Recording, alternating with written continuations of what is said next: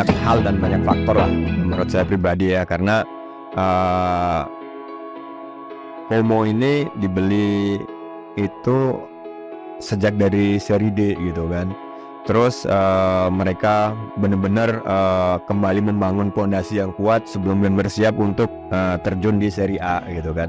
Jadi tidak yang ujuk-ujuk dibeli terus langsung seri A, enggak juga gitu kan. Tapi proses ini yang menurut saya menguatkan tim Como as a team, as a management, terus bisa diterima dengan hangat oleh masyarakat sekitar, karena Como tidak hanya mengedepankan tim bolanya aja, tapi coba untuk memperdayakan masyarakat sekitar. Kalau di sini kayak UMKM-nya gitu kan, contohnya seperti merchandise segala macam itu benar-benar dibikinin oleh manajemen.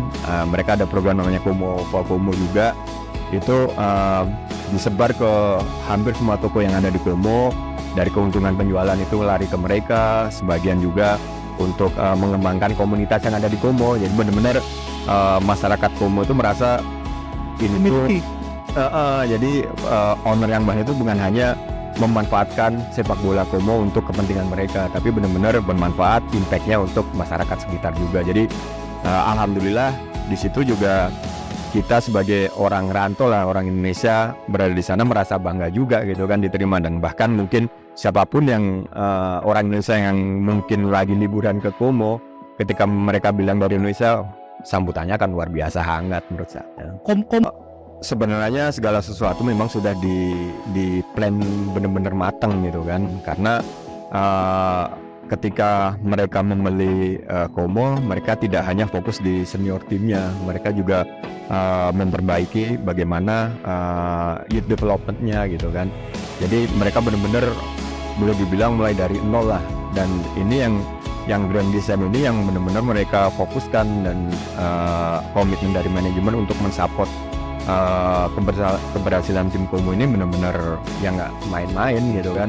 Dan terbukti sebenarnya kalau kita bicara masalah kepemilikan lah, ketika mereka di seri B bisa aja lah hanya setahun terus ke seri A dengan membeli pemain-pemain yang udah jadi, cuman bukan itunya juga gitu kan. Jadi prosesnya dilalui, kita harus mempersiapkan sebaik mungkin agar saat di seri A ini tim ini benar-benar siap, tidak hanya cuman numpang promosi doang gitu kan.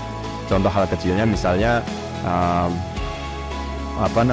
pembangunan training ground gitu, yang tadinya latihannya hanya numpang nyewa stadion sana, lapangan sini, tapi sekarang memiliki training ground sendiri, membeli tanah untuk training ground. Jadi semua dipusatkan dari tim utama sampai di youth-nya di satu tempat training ground gitu kan. Terus kemudian juga youth development-nya juga benar-benar diseriusin gitu kan, sehingga mereka